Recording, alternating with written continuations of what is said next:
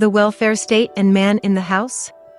Welfare programs began in the 1930s under the Social Security Act, but black families were largely excluded.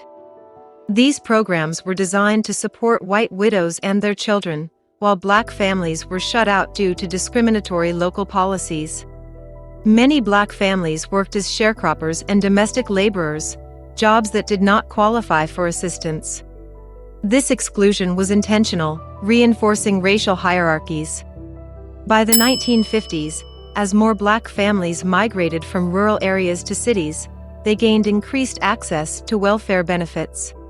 Urban areas offered greater access to public assistance, and by the 1950s, about 30% of aid to families with dependent children recipients were non-white, including black families.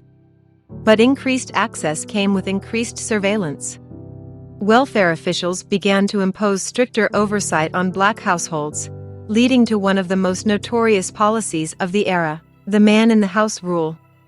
By the 1960s, around 28% of families receiving aid to families with dependent children were black. With this rise came harsher control. The man-in-the-house rule allowed welfare caseworkers to conduct surprise inspections of homes.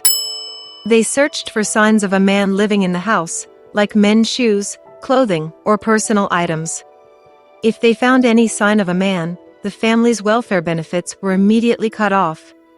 While this rule was framed as race-neutral, it was disproportionately enforced in black households. The impact of this policy was devastating. Fathers were forced to leave their homes, so their children could continue receiving essential financial support.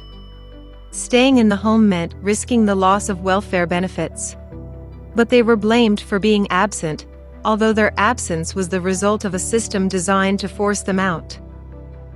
By the late 1960s, nearly half of all families receiving aid to families with dependent children benefits were black.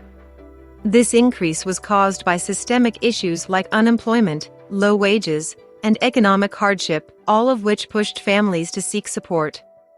But with support came control. It is essential to push back against the false narrative that welfare caused the destruction of black families. The reality is that racism, exploitation, and oppressive policies were already breaking apart black families for generations before welfare. Welfare programs did not create this problem. They simply reinforced it with policies like the man-in-the-house rule. Mass incarceration and drugs? When systemic strategies to marginalize black families proved insufficient, the war on drugs emerged as a powerful tool. As black empowerment movements like the Black Panthers and the Nation of Islam inspired pride, discipline, and self-determination, a counter-strategy took shape, saturating black communities with drugs. During the peak of the Black Power era, heroin infiltrated neighborhoods, undermining the very foundations these movements sought to build. When the Nation of Islam experienced a resurgence in the 1980s, crack cocaine devastated black communities. This was no mere coincidence.